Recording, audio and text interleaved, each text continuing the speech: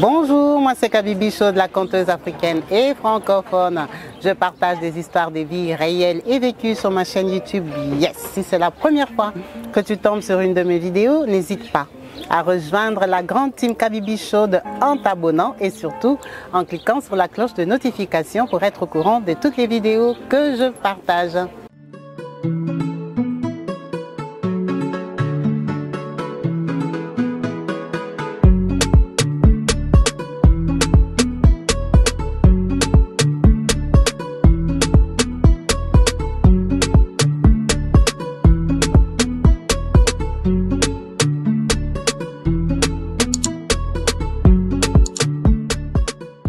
Bonjour la team Kabibi Show, yes, bienvenue sur ma chaîne YouTube Maman Kabibi en vacances à Lisbonne au Portugal. On salue toutes les mamans et les papas de la team Kabibi Show qui sont ici à Lisbonne, yes. Je me permets de faire cette vidéo quand même rapidement pour qu'on n'ait pas un manque pour la semaine. Je ne serai pas là disponible pour faire des bons montages comme vous les aimez là. Donc essayez de tolérer la qualité des vidéos. On fait un effort pour continuer à animer notre chaîne. Merci à vous tous pour votre compréhension. La team Kabibi Show, comme vous savez, ici on partage des histoires de vie réelles et vécues. Les gens qui nous appellent, qui nous contactent pour partager leurs histoires de vie attendent des commentaires et des conseils de votre part. Vraiment, n'hésitez pas à venir commenter, laisser des avis, des points de vue, de conseils sur ce qu'eux ils traversent, vivent et ont vécu dans leur passé. Vraiment, on attend beaucoup de vous. On apprécie vos efforts. On apprécie tous les commentaires laissés ici sur la chaîne. Vous qui êtes là, qui participez, qui vous manifestez en laissant des grands récits, oui, pour aider ceux qui nous ont contactés. On aime ça, on apprécie ça. Merci à vous tous. Aujourd'hui, nous avons une histoire qui nous vient d'un frère, qui nous vient d'un papa. Notre frère nous a contactés pour partager son histoire, son expérience. Il attend de vous un point de vue réel sur son récit, parce que c'est une situation qui commence à l'embêter, à déranger sa paix, à déranger son couple, à déranger son mariage. Papa Alain nous dit ceci. Papa Alain nous dit, Kabibi Show, je suis un papa congolais, un jeune marié. Je vous contacte pour avoir un point de vue sur vous, les personnes, les parents, les aînés qui êtes là, qui avaient un vécu, qui avaient de l'expérience dans cette vie qu'on appelle vie de couple, pour lui dire comment il peut réagir avec ce qui lui arrive. Kabibi, je suis né au Congo démocratique République, dans la ville de Lubumbashi. Nous saluons tous les Louchois. Nous vous embrassons très fort. Restez bénis au nom de Christ. Il dit, je suis né à Lubumbashi, d'une famille normale et stable. Kabibi, moi, ma mère était décédée quand j'avais l'âge de 9 ans. Donc mon papa, il s'est remarié avec une femme qui était métisse. C'était une métisse sud-africaine, Kabibi. En tout cas, cette maman-là, elle était venue travailler au Congo. Elle parlait français, mais elle était d'origine sud-africaine. Une très belle femme, avec des formes généreuses. Vraiment, c'était une maman qui n'avait pas de problèmes avec nous. Nous, quand notre maman est décédée, elle était 4 enfants de notre maman décédée. Cette dame-là qui a épousé mon père, quand elle est arrivée, elle a fait aussi ses 2 enfants.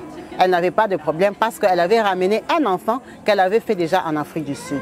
Donc avec mon père, ils ont eu 2, plus son enfant, plus nous 4. On était une grande famille. Kabibi, moi, mes parents avaient beaucoup d'argent. Il y avait vraiment de l'harmonie dans leur couple. On n'a pas eu de difficultés, on n'a pas eu de problèmes de ce côté-là. On a beaucoup voyagé. Je connais l'Afrique du Sud comme ma poche. On a beaucoup bougé, Kabibi. Vraiment, c'était une maman qui était une bénédiction pour nous. C'était une maman qui nous a fait grandir sans injustice. C'était une maman qui est restée avec nous avec amour et chaleur, comme si on n'avait pas perdu des mamans. Que Dieu la bénisse pour ça. Kabibi, vu que nous, on était des enfants un peu bourgeois, gâtés, on avait tout chez nous, on avait facilité à avoir des amis et tout ça. En grandissant en tant que jeune garçon, quand j'ai commencé à me développer, à avoir des petites copines, à l'âge de 14-15 ans, moi j'ai commencé tôt, Kabibi, les filles me tombaient vraiment facilement. Les filles tombaient à mes pieds. Je ne faisais pas d'effort pour avoir une copine. Dès que j'abordais une fille, la fille disait oui. Bon, c'était par rapport au statut de mon père, au standing de notre vie, ça je ne sais pas. Kabibi, c'était un truc qui me stressait un peu parce que moi, dans ma vie, je n'ai pas fait d'effort pour trouver l'amour. En tout cas, j'ai toujours eu les filles facilement. Quand j'ai eu l'âge de 17 ans, j'allais sur mes 18 ans, je suis tombée sur une fille, elle, il venait de Kinshasa, cette fille-là. Ses parents étaient mutés à Lubumbashi. Il venait de Kinshasa. Son papa est venu travailler au Congo démocratique, pardon, à Lubumbashi. On a fait connaissance avec elle. Elle était à l'école belge, la fille. Moi, j'étais à l'école française. Kabibi, on s'est rencontrés dans les booms, et comme tu sais, les rencontres d'école et tout. J'ai fait des avances à la fille, elle s'appelait Lucie. J'ai commencé à fréquenter Lucie et tout ça, tout s'est passé bien. Mais Lucie, c'était une fille que, avant de céder Kabibi, c'est la seule fille que depuis que je connais qui m'a fait marcher. Même si à la fin elle avait cédé. Mais Lucie, c'est parmi les filles que je n'ai pas eu facilement, comme j'avais l'habitude d'avoir les filles dans mon lit, les filles à ma disposition, les filles qui couraient après moi. Bon, peut-être parce que Lucie aussi venait d'une famille très bien, très friquée, des parents bourgeois. Mais Kabibi, moi, dans mon milieu, je ne fréquentais pas des filles de basse classe non plus. J'ai fréquenté les filles de mon école. J'ai fréquenté des filles qui venaient aussi des bonnes familles. Donc, cette fille-là, le fait qu'elle m'ait un peu compliquée, c'était ça le seul truc qui m'avait attiré chez elle. À part ça, ce n'était pas la plus belle ou la plus intelligente ou la plus, je ne sais pas, maniaque, non. Il n'y avait que ça qui m'avait marqué chez Lucie en tant que différence avec mes ex, avec mes autres copines. On est sorti comme ça avec Lucie, peut-être pendant 1 an et demi ou 2. Son papa a été déjà, pas destitué, mais son papa est reparti à Kinshasa. Ça veut dire que Lucie, ils sont rentrés à Kinshasa d'où ils venaient. Quand lui, la vie a continué. Quand la vie a continué, on a essayé de garder contact, mais tu vois, on était trop jeunes pour être fiancés ou quoi que ce soit. Donc, moi, j'ai continué ma vie à Lubumbashi. Elle est partie à Kinshasa, des petits contacts, vu qu'on avait des amis en commun, des amis avec qui on a étudié. Kabibi, j'ai fait mes études. Moi, j'ai fait l'université à Lubumbashi. Quand j'ai eu mon graduat, mes parents m'ont envoyé aller faire un master, un doctorat en Afrique du Sud. Donc j'ai fait une partie à Lubumbashi et je suis allée continuer en Afrique du Sud. Tu t'imagines bien comment j'ai joué, j'ai fait l'ambiance, je me suis amusée, je suis sortie avec les métisses, avec les blanches, avec les noirs, avec tout le monde, tout ce que tu veux, Kabibi. J'ai fait la vie. Quand j'ai terminé, j'ai eu mon diplôme au Congo, en Afrique du Sud. Mon père m'a dit de rentrer travailler au Congo. Parce qu'en Afrique du Sud, il me fallait un visa de travail. Il fallait que je change mon visa d'études en visa de travail. C'était tellement compliqué. Il fallait que je rentre au Congo, demander l'autorisation en Afrique du Sud. C'était une longue démarche qui me saoulait, qui me dérangeait. Je me suis dit, je ne vais pas me faire chier, me déranger à faire ça. Papa m'a dit, reviens au Congo, on va te trouver un poste. Kabibi, quand je suis rentrée au Congo, effectivement, papa m'a trouvé un poste à Lubumbashi. Mais le poste qui m'a trouvé à Lubumbashi, c'était un poste comme pour m'intégrer vraiment dans le milieu du travail. Ce n'était pas un poste où je gagnais beaucoup d'argent. Le temps est passé, j'ai quand même travaillé pendant 2 ans, 3 ans. Kabibi, tu vois bien, je venais de Jobo, j'étais jeune. J'ai fait un peu la fête avec mes amis, j'achetais ma voiture, je m'habillais bien. J'allais souvent en Afrique du Sud, j'avais des beaux vêtements. J'étais vraiment un garçon très classe. Donc avec le temps, j'ai fait comme ça 2 ans. Il y a eu un frère à papa, enfin frère c'est trop dire, mais un ami à papa, qu'on a nommé vraiment un grand poste en politique là-bas à Kinshasa. Donc lui, quand il a eu ces postes-là, il avait des places vraiment bienveillantes pour nous, les membres de la famille. C'est comme ça que papa m'a délégué avec mon frère. On est parti à Kinshasa. Kabibi, quand moi je suis arrivé à Kinshasa, je n'ai pas eu n'importe quel poste. J'ai eu un grand poste. Et vraiment, le travail que j'avais fait à Lubumbashi m'avait beaucoup servi parce que c'était vraiment un entraînement dans la vie salariale en tant que Congolais à Kinshasa. Vu que moi j'ai quand même un diplôme sud-africain, j'ai toujours été payé un peu, pas comme expatrié, mais avec faveur. Et en plus, la personne qui m'avait nommé, c'était l'ami de papa à Kinshasa. Kabibi, c'est comme ça que je me suis retrouvée à Kinshasa. Quand j'arrive à Kinshasa, je dois retrouver mes amis, mes connexions, toutes les personnes que je connais qui sont aussi intègres à Kinshasa, qui ont évolué, ceux qui viennent de l'Afrique du Sud, ceux qui étaient à Lubumbashi et compagnie. Quand j'arrive là-bas, Kabibi, je retombe sur Lucie. J'apprends que Lucie aussi est à Kinshasa, elle a fait des études, mais Lucie n'a pas fini ses études parce qu'ils avaient perdu leur papa. Elle a à peine fini un graduat, elle n'a pas passé l'examen de graduat. Donc en fait, Lucie Kabibi, elle est allée à l'université, elle n'a même pas eu le diplôme de graduat. Leur vie avait changé, ce n'est plus la Lucie que je connaissais, la classe haut niveau, non. Quand ils avaient perdu leur papa, Kabibi, vraiment la vie n'avait plus donné. Lucie était devenue vraiment une fille normale de Kinshasa, comme tout le monde, avec une maman veuve qui se bat pour que ses enfants continuent à être scolarisés, qu'ils avancent et qu'ils s'améliorent dans la vie. Kabibi, ça m'a fait plaisir de la retrouver. Elle ne travaillait pas quand je l'ai rencontrée. Elle m'a dit que non, elle cherchait du boulot, elle a déjà travaillé à Vodacom, mais à Vodacom même, elle a travaillé, c'était genre à l'accueil, tu vois, parce que c'était une fille qui parlait bien français, elle était dans les écoles belges et tout ça, tu vois. Elle parlait l'anglais et tout, mais vraiment, ce n'est pas parce qu'elle avait un diplôme, voilà quoi, elle était à l'accueil quoi. Donc, Kabibi, j'ai vu que moi, par rapport à mon bagage universitaire, mon niveau d'études, et c'est que j'ai gagné déjà, bon, normalement, Kabibi, je peux dire que c'était plus une fille de mon niveau. Hein, c'était plus une fille de mon niveau parce que j'ai vraiment fréquenté les filles vraiment avec un bagage et un niveau financier, des filles de très bonnes familles pendant longtemps dans ma vie, surtout même en Afrique du Sud où j'étais à l'université. J'étais dans un milieu des Sud-Africaines, des filles vraiment de bonnes familles. Bon, c'est une fille que je suis sortie avec, que je connaissais, que j'avais aimée, qui m'avait marqué par rapport à son comportement. Par contre, quand je suis arrivée à Kinshasa, Kabibi, j'ai pas eu du mal à sortir avec elle. Après, bon, on peut dire que c'est parce que c'était déjà mon ex. Il n'y avait plus de barrière. C'était une fille que je connaissais. J'ai pas eu du mal à sortir avec elle, mais bon, c'était pas boum dans mon cœur, quoi. On est sortis ensemble, voilà. Elle a commencé à s'accrocher. Moi, j'avais un gros poste, j'avais une voiture, j'avais un bel appartement, j'étais logée au centre-ville. Vraiment, moi, je suis ce qu'on appelle, on était les jeunes cadres quand je suis arrivée à Kinshasa. Bon, j'ai commencé à sortir avec Lucie, mais c'est vrai que quand je suis arrivée à Kinshasa, hein, je l'ai un peu tournée, un peu trompée et tout ça. Mais j'ai vu qu'elle, elle était quand même assez déterminée à sortir avec moi. Bon, pourquoi pas. Kabibi, on a commencé à sortir avec Lucie, mais quand je suis arrivée à Kinshasa, j'ai compris que Lucie, elle était très connue. Quand on va dans un restaurant, tu vois, en terrasse comme ici, hein, on est ici là au Portugal, au Lisbonne, vous entrez sur une belle terrasse comme ça, on lui dit bonjour, bonjour Lucie, et tout ça. Les gens la connaissaient. C'est pas les gens des femmes que tu emmènes dans un restaurant classe comme ça, vous arrivez, tu installes ta dame et tout ça. Tu frimes un peu avec. Non. Dès que vous arrivez, elle va toujours dire bonjour à un monsieur qui est assis là-bas bien ventré. Elle va toujours dire bonjour à des gens, des femmes, même des femmes. Hein. Mais elle connaît toujours quelqu'un. Partout où elle part, vraiment, j'avais remarqué que c'était une fille assez connue. Et dans ses fréquentations, on va dire, si elle a 10 amis, 8 sont ses amis garçons. Et quand je dis garçons, ce sont des garçons à peu près de mon standing. Des garçons qui gagnent bien leur vie, la plupart du temps même des hommes mariés. Des hommes mariés ou des garçons qui ont des fiancés, parce que c'était quand même notre génération. Beaucoup étaient déjà des jeunes mariés avec des enfants à bas âge. Ah, c'est mon ami, ah, je l'ai connu à l'université, ah, je l'ai connu là-bas, ah, bonjour Ted. Elle m'est présentée. Elle m'a toujours présentée comme... elle m'a toujours présentée comme son fiancé, vraiment sans problème. Ok, bon, j'ai rencontré plein de gens à cause d'elle. Bon, après, tu vois, Kabibi, moi, je suis un homme. Quand une femme te présente quelqu'un, ça ne sera pas ton meilleur ami.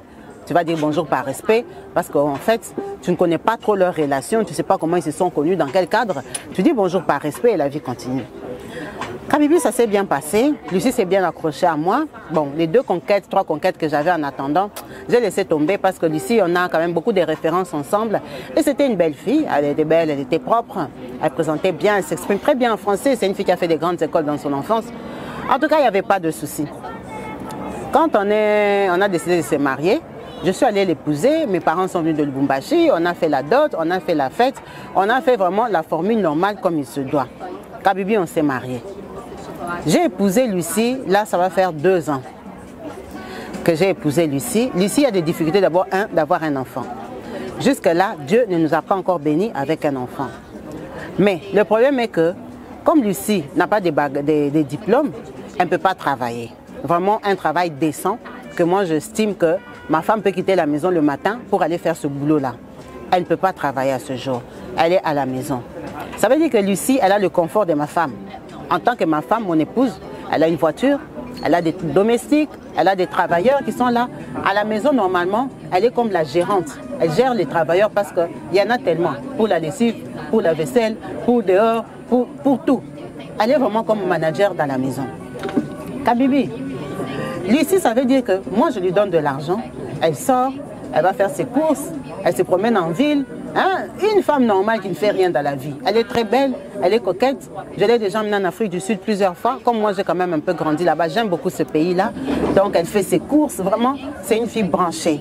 Je peux dire qu'elle est belle à la base, mais avec mon argent encore, elle s'est améliorée.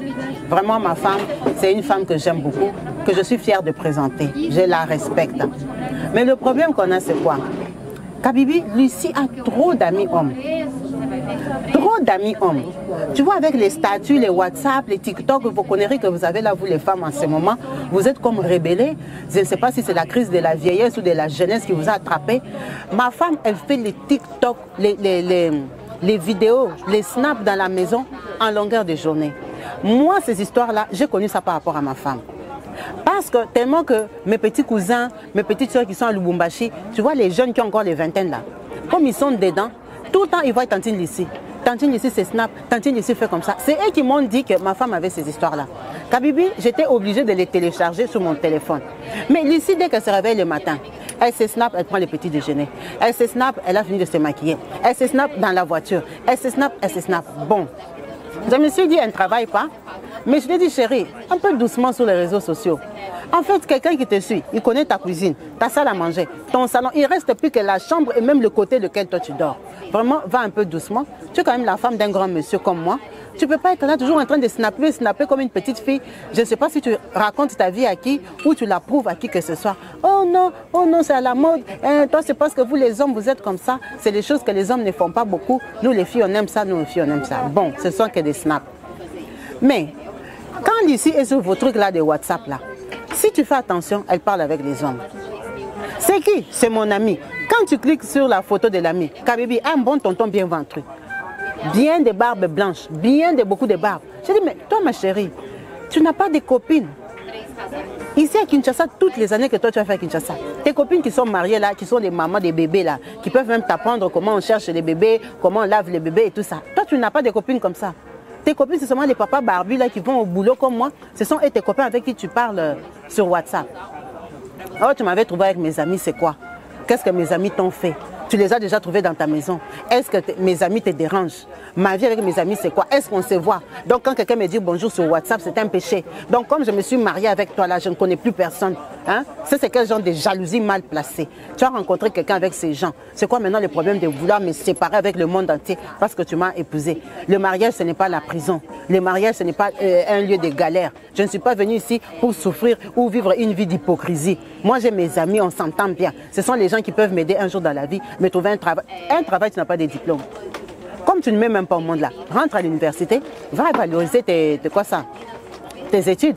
Tu avais arrêté en deuxième ou en troisième là, va finir et quand même un graduat. Comme ça, au moins tu vas t'occuper, tu peux aller travailler, tes amis vont te connecter. Mais moi, je vois mal. Moi, je vais travailler, je ramène l'argent, je m'occupe de toi. Et toi, tu passes tes journées à discuter sur WhatsApp avec des hommes mariés, que ce sont tes amis qui ne sont pas mes amis à moi. Oh, je t'avais présenté un tel. Mais tu m'avais présenté, est-ce qu'il est mon ami? Est-ce que c'est quelqu'un que moi je fréquente? Pour que quand moi je ne suis pas là, toi tu passes tes journées à raconter ta vie. On va aller à Jobourg, on va aller à Lubumbashi, on va faire comme ça. Mon mari a acheté la Range Rover, mon mari a fait comme ça.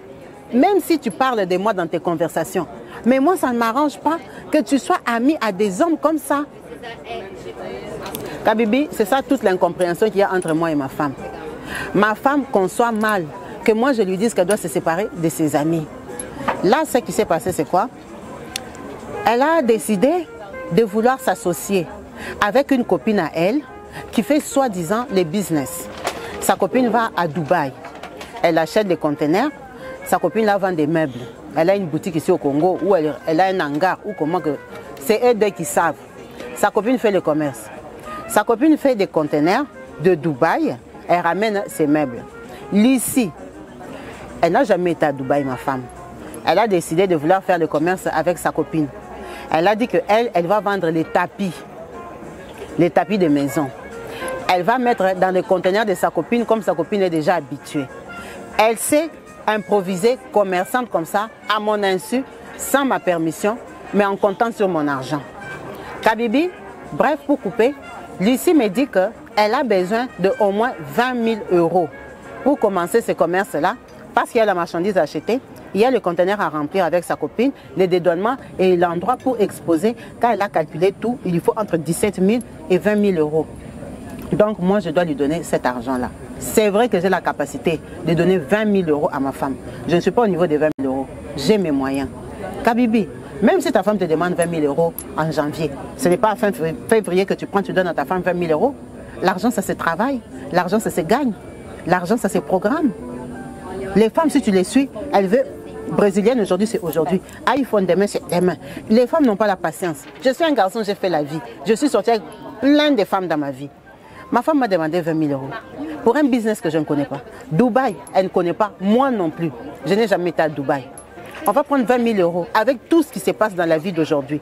Je prends 20 000 €, je donne à sa copine qui n'est même pas mariée. Bref, elle a quand même un monsieur avec qui elle vit. que je crois que c'est quand même du sérieux. Ils ont 2 enfants, mais ils ne sont pas légalement mariés. Sa copine fait le business. C'est un business qui est reconnu à Kinshasa. Cette dame-là, beaucoup de gens savent qu'elle vend les meubles. Je n'en disconviens pas, c'est une vraie commerçante. Mais moi, ma femme n'est pas commerçante. Elle n'a jamais vendu même des boucles d'oreilles au quartier. Elle n'a jamais vendu même des collants au quartier, même des babouches, je n'ai jamais vu. Je vais prendre 20 000 euros. Je vais donner à quelqu'un qui n'a jamais fait le commerce dans sa vie parce qu'elle a décidé de s'occuper. Et on s'occupe avec 20 000 euros. On ne s'occupe même pas avec 2 000. Les 20 000, là, moi, je travaille pour ça. Donc, moi, je lui ai dit que c'était trop d'argent et que je voyais mal comment j'allais investir 20 000 euros dans une aventure des tapis. Je ne sais pas si on lui a dit qu'à Kinshasa, les gens sont à la recherche des tapis. C'est quel tapis qu'elle va acheter? Tapis plein, tapis de salon, tapis de salle à manger? Je ne sais pas. Elle a fait l'étude de marché quand? Je ne sais pas. Elle va les expédier comment? Je ne sais pas. Je vais prendre 20 000 euros, je vais lui donner. J'ai dit, en tout cas, ma chérie, moi, je ne peux pas te donner 20 000 euros. Au début, d'abord, je lui ai dit, je vais te donner, je vais réfléchir. Quand elle a vu 2 mois, 3 mois sont passés, elle commence à me chauffer, non? Tu sais, vous les femmes, où sont les 20 000 euros? Où sont les 20 000 euros? Je lui ai dit, je ne peux pas te donner 20 000 euros parce que tu n'as pas d'expérience dans ces business-là. Les business, on ne commence pas comme ça avec 20 000 euros. C'est trop d'argent. Oh, pourquoi tu m'as menti? Tu m'as fait attendre pendant 3 mois. Ma copine est partie, elle est revenue. Maintenant, elle va repartir. Jusqu'aujourd'hui, tu ne me donnes pas 20 000 euros. Moi, je lui avais déjà dit que tu vas me donner 20 000 euros. Et tous, on va partir ensemble. J'ai dit donc, moi, je dois te donner l'argent par rapport à ce que toi, tu avais raconté à ta copine ou par rapport à la responsabilité que tu veux prendre en t'engageant à prendre 20 000 euros du foyer pour aller tourner avec. Tu me fais honte à mon niveau. J'ai déjà dit aux gens, j'ai déjà fait la publicité. Les gens savent que je vais aller acheter les tapis à Dubaï. Elle est partie, elle est rentrée. Regarde, dans 3 mois, elle est là vendue. Elle repart acheter les conteneurs. Pourquoi tu me fais ça? Pourquoi tu veux me faire la honte? Pourquoi?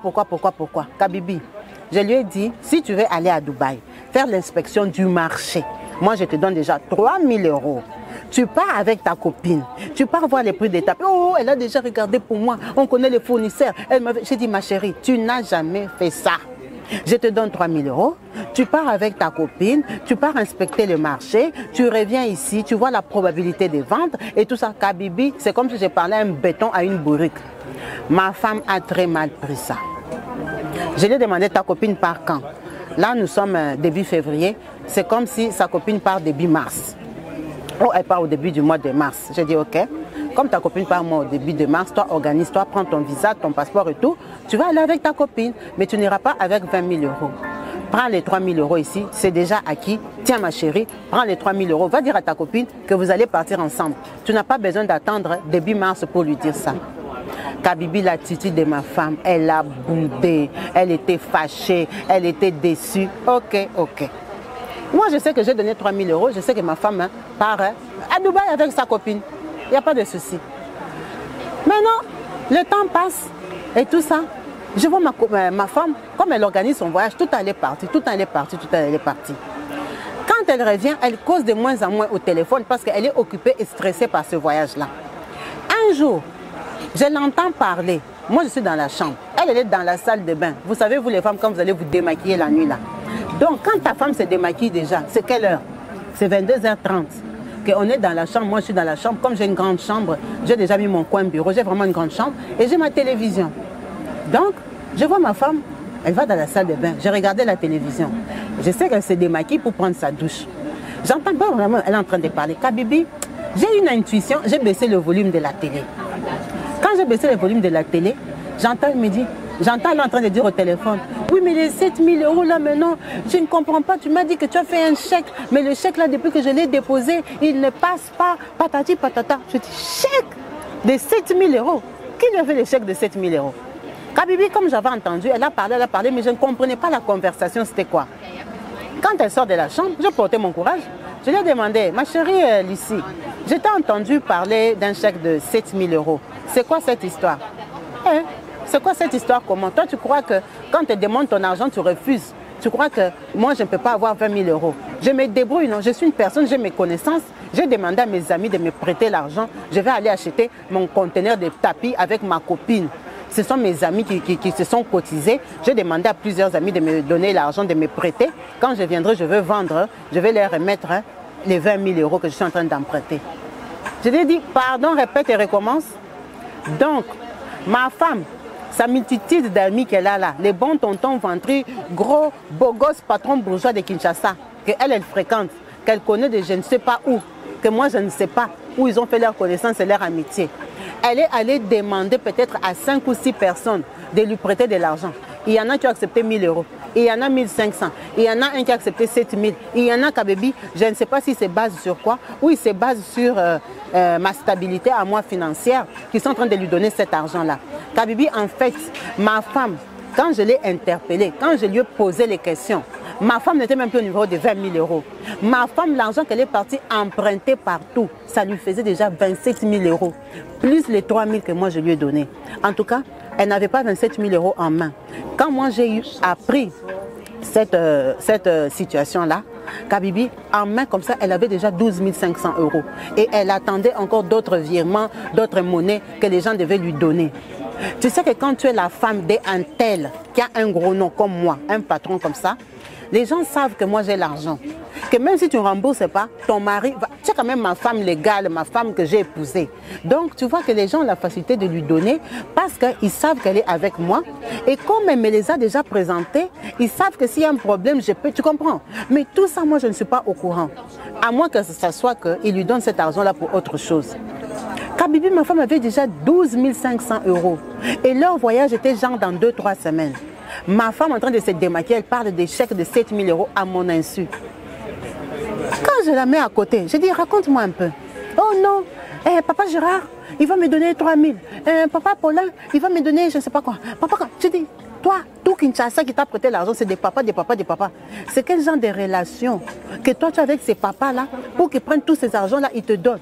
Moi, comme je suis assise dans la maison comme ça, je ne vois pas quelle femme peut m'appeler comme ça, que prête-moi 2 000, prête-moi 3 000, je prends 3 000 euros, je donne à une femme, femme mariée, femme d'autrui, à qui je vais donner mon argent, sans avoir consulté son mari, sans savoir exactement pourquoi elle le cherche, savoir comment elle va me rembourser, la femme ne travaille pas.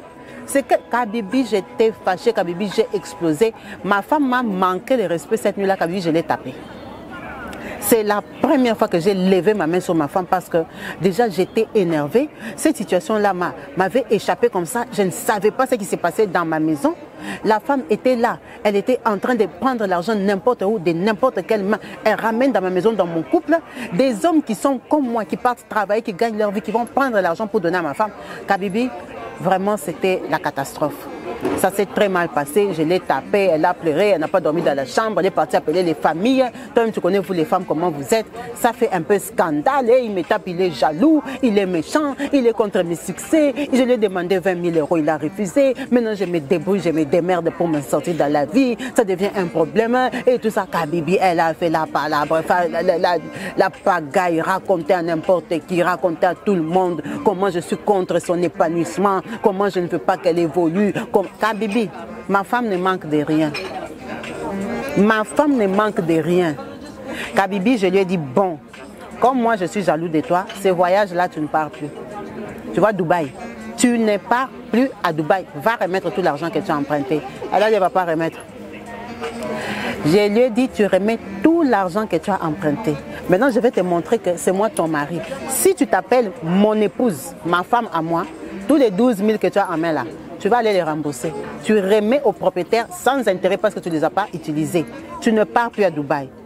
Kabibi, ma femme a fait un problème. Elle a appelé Lubumbashi, a appelé mes parents. Elle a appelé Feu. Elle a dit qu'elle va partir à Dubaï. Moi, je comprends la vie à l'envers. Je suis villageois ou quoi. Je crois que la femme, c'est rideau de la maison. La femme doit rester à la maison, l'attendre. Elle veut s'épanouir. Elle veut comme ci, elle veut comme ça. Kabibi, ça a chauffé.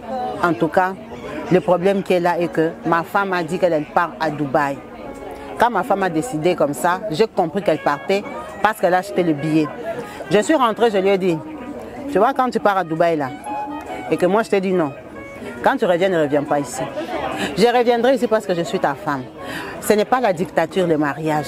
Un mariage, on doit s'entendre. On n'est pas en couple pour que moi je vive ta vie et ta perfection à toi. Si pour toi la perfection c'est avoir une femme qui fourrit à la maison, ce n'est pas moi. Je dis justement, comme ce n'est pas toi, si tu pars d'ici, tu pars à Dubaï, quand tu reviens, tu pars chez toi. Comme ça, moi et toi, le mariage termine. Kabibi, ma femme est partie à Dubaï. Ma femme est partie à Dubaï. Quand ma femme est partie à Dubaï, ça m'a déstabilisé, ça m'a vexé, ça m'a choqué. Parce que ma femme est quand même partie à Dubaï avec l'argent d'autres hommes qui sont ses amis. Ce n'est pas un ami, c'est plusieurs amis. Elle est partie avec cet argent-là. Elle est partie faire son conteneur avec sa copine. Kabibi, quand ma femme est revenue, j'avais laissé les ordres même au gardien qu'elle ne rentre pas. Quand elle est rentrée, on ne l'a pas fait rentrer dans ma maison. Donc j'ai mis ma femme dehors. Je l'ai mis dehors. Mais j'aime ma femme. C'est mon épouse, je l'ai épousée. C'est une fille avec qui je m'étais projetée. On a fait au moins les fiançailles de 2 ans à 3 ans. Je l'ai épousée, ça va faire 2 ans. On est en train de chercher à faire un enfant. C'est une fille qui m'a stabilisée. Moi, je suis stable et je n'avais pas l'intention ni projet de divorcer. Pourquoi j'aurais perdu 5 ans de vie avec une fille, investir comme ça, faire un mariage pompeux, la faire voyager, la garder, l'encadrer et tout ça, pour la divorcer après 2 ans? Ça ne me valorise pas, ça me fait même honte à moi-même.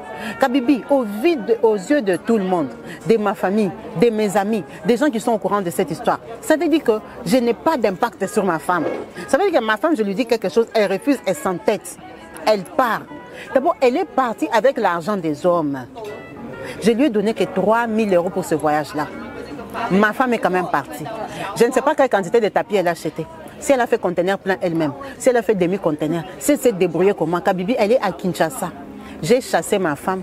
Ma femme est allée habiter dans ma famille. J'ai une tante qu'on a là, une tante éloignée. Elle est allée habiter dans ma famille parce qu'elle se considère ma femme. J'ai dit à ma tante de la mettre dehors. Ma tante a refusé. Elle a dit, vous êtes mariés. Cette fille, si on était parti l'épouser, elle est venue se mettre ici pour rester en sécurité. Elle ne veut pas rentrer chez eux. Elle pleure, elle dit qu'elle est ton épouse. Kabibi, une femme comme ça, est-ce que je peux la remettre à la maison? Là, je vous parle. Ça fait 5 mois que ma femme est déjà rentrée de Dubaï. Elle n'est jamais repartie à Dubaï. Je ne sais pas si elle vend ses tapis. Je ne sais pas comment elle les expédie. Je ne sais pas, Kabibi, ma femme, je ne la fréquente pas. Elle force pour venir à la maison, Kabibi. Moi, je paye les gardiens. Tu connais les gardiens et les patrons. Ils respectent, ils ne la font pas entrer parce qu'ils ont peur que je les chasse eux-mêmes du travail. Elle vient la nuit quand je suis là, elle fait les bouquins et tout ça. Kabibi, je ne la fais pas entrer. Ma femme est venue au travail, j'ai demandé qu'on la chasse. J'ai refusé de la voir. Comme elle sait qu'elle me connaît aussi, elle ne peut pas venir faire les bouquins au travail. Donc jusque-là, elle se respecte, elle reste dans son coin. Mais sa démarche est que sa famille est en train de pleurer, est en train d'implorer ma pitié, que je la reprenne. Elle m'écrit des messages, elle m'écrit des courriers, elle me laisse des lettres à la porte et tout ça. Kabibi, ma femme est en train de me supplier. C'est une fille que j'aime, c'est une fille avec qui j'ai grandi. Maintenant, je suis en train de penser en tant qu'homme. Ça veut dire que ma femme... J'allais dire un gros mot. Ça veut dire que ma femme a lekelinga mayele. Ça veut dire que ma femme est plus maligne que moi. Parce que si je la remets à ses jours dans ma maison, ça veut dire qu'elle a fait ce qu'elle voulait. Elle est partie à Dubaï, elle fait déjà son commerce. À Kinshasa, elle fait le commerce des tapis. Mais elle a commencé son commerce là, sans mon argent, avec 3 000 € dedans. Je ne sais pas si elle rembourse ces gens-là leur argent en nature, en espèces ou en quoi. Kabibi, je suis un homme, je suis un Quinois. Je sais qu'il y a des hommes mariés qui sortent avec les femmes d'autrui. Ces argents-là, est-ce que j'ai la preuve qu'elle doit les rembourser? Elle va les rembourser comment? Peut-être que ma femme sort avec ces messieurs-là. Elle a créé un gros doute en moi. Je suis déstabilisée. Je ne supporte pas cette idée de savoir que ma femme tourne à Kinshasa, elle a une voiture de la maison, une de mes voitures. Elle se promène avec ma voiture, elle fait avec tout, elle fait ses commerces, elle monte, elle descend. Elle habite bien sûr dans ma famille, mais elle est en train de rembourser l'argent d'autres hommes. Elle les rembourse comment? Ces hommes-là ne m'ont jamais contacté. Est-ce que moi je dois prendre mon téléphone, commencer à les appeler, vérifier que toi tu avais donné 2 000, tu avais donné combien à ma femme? C'est pour que je rembourse, pour que je fasse quoi? Regarde comment elle m'a tourné en bourrique ridicule. Comment une femme peut humilier son mari comme ça? Je suis tellement mal dans ma tête, je suis mal dans ma peau, je suis déçue et découragée. D'abord de savoir que ma femme ne m'écoute pas, ne me respecte pas. Une femme qui ne respecte pas ta décision, tes paroles, c'est une femme qui ne te respecte pas. Elle ne me respecte pas parce qu'elle n'en a fait qu'à sa tête. Elle s'en fout, elle est partie, elle est rentrée, elle fait son commerce. Ces niveaux de tête dure là, Kabibi, comment on va continuer notre couple? L'enfant même ne m'a pas donné. Kabibi, j'ai envie de divorcer. J'ai envie de divorcer parce que la situation fait que je dois divorcer. Mais dans mon cœur, je n'ai pas envie de divorcer parce que je l'aime. Dans mon cœur, je n'ai pas envie de recommencer à chercher encore une autre femme, de reconstruire encore ma vie. Non. J'avais le plan de vivre avec elle. J'ai besoin d'un conseil, d'un réconfort. J'ai besoin d'une technique, d'une façon de savoir comment on peut régler cette histoire, comment on peut récupérer ces mariages sans qu'il y ait des dégâts et que moi je ne sois pas ridicule à ce point. J'ai besoin d'encouragement. Chez nous, tu connais les parents africains. Ah, pardonne-lui seulement, on arrange toujours en famille, tu vas la laisser dehors comme ça, pourquoi c'est ta femme? Elle est maintenant allée habiter chez ton oncle là comme ça. Et toi, tu crois à quoi? Tu vas la laisser comme ça, plus tu la laisses dehors, plus les gens sont au courant, plus c'est honteux. Elle raconte aux gens que vous n'êtes pas ensemble, elle se débrouille, est-ce qu'elle a mal fait? C'est toi-même qui dis qu'elle n'a pas fait d'études, elle ne peut pas travailler. Maintenant, elle cherche à se débrouiller, tu l'interdis. Mais je l'interdis, elle se débrouille sans mon argent. Le niveau de la têtutesse là que ma femme m'a prouvé, m'a montré, Kabibi. Vraiment, je suis un homme qui porte les pantalons. Moi, je gagne ma vie, je suis un patron beau gosse, bourgeois à Kinshasa. Les filles se plient à mes pieds. J'ai du charisme, j'ai du charme. Moi, je sais faire tomber les filles. Si je vais trouver une autre, je vais trouver comme ça et vite fait, bien fait. Pourquoi je vais aller m'humilier comme ça devant une femme qui me brise, qui me montre que moi, je te tiens tête? Que tu n'es rien dans ma vie pour décider ce que moi je vais vivre. Mais on se marie, pourquoi si on ne marche pas le même chemin? Si on n'a pas la même pensée, si on ne fait pas pareil, pourquoi on est ensemble?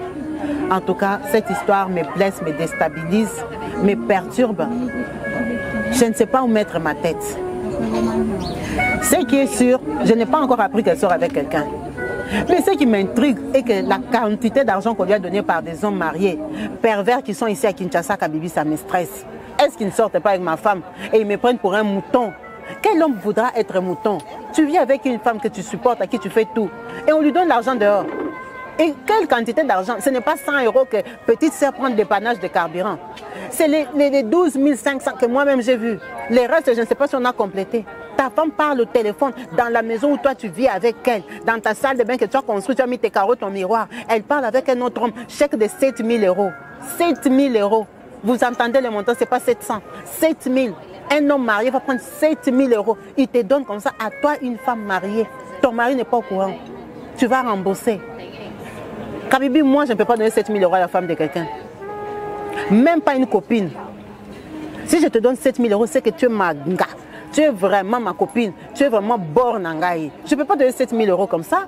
7 000 €, c'est beaucoup d'argent au Congo démocratique. Je ne sais pas si vous vous imaginez. Ce n'est pas 7 000 € d'Europe que vous allez bosser, vous gagnez. 7 000 € au Congo-Kinshasa, avec la souffrance, la galère qu'il y a au Congo, un homme va prendre 7 000 €, il te donne. Kabibi, quand j'arrive à ce point-là, je suis bloqué. Je suis bloqué. En tout cas, c'est l'histoire de notre papa là. Il nous a appelés parce qu'il a besoin de nous. Il a besoin de conseils. Il a besoin d'assistance, il a besoin d'être guidé, accompagné dans cette histoire. Rassurez-le, parlez-lui comme un frère. Les hommes, les papas de la team, ne restez pas indifférents. Votre frère est là. Votre frère est là. Il a besoin qu'on l'aide. Les mamans, c'est votre frère. Si c'était votre frère qui était là, hein, et que la belle-sœur a fait ça, comment vous alliez réagir? Les mamans de la team, si vous étiez la femme, si vous étiez maman Lucie, comment est-ce que vous auriez réagi? Est-ce que maman Lucie a raison? Est-ce que maman Lucie est incomprise par papa Alain? Est-ce que maman Lucie se débrouille comme une femme courageuse qui veut avancer, se construire? Est-ce que maman Lucie veut lui prouver, lui démontrer que je suis capable de me débrouiller, chérie, aide-moi, comprends-moi, accompagne-moi? Vraiment, parlons-lui, répondons-lui, accompagnons-le et je vous remercie. Merci beaucoup pour votre patience, merci beaucoup pour vos commentaires en avance. J'espère que vous allez commenter, l'encourager, qu'on est ensemble. N'hésitez pas à vous abonner, à liker, à partager les vidéos. On est ensemble, on est une team, on avance, on évolue ensemble. Alors, de Lisbonne, je vous embrasse très très très fort, la team Kabibi Chaude. Restez bénis au nom de Jésus-Christ. Bye.